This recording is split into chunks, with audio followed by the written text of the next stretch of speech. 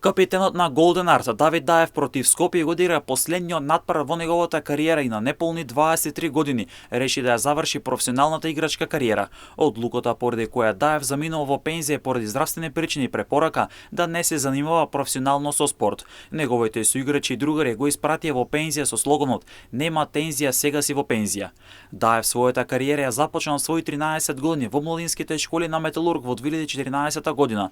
Потоа беше член на Порлет, заигра за Голден Арт, па замена во Шампион и се врати во Голден Арт каде ја носише капитенската лента. Поради здравствени причини нашиот капитен, пивотот Давид Даев, го остава ракометот и професионалното спортување. Даев со символична минутажа го одигра својот последен натпревар. На крај нум дека на неполни 23 години мора да се откаже од спортот што му беше живот, ракометот на кој му беше посвен до бескрај. Лекарската одлука е посилна од желбата за ракометот, а здравето е приметот за се.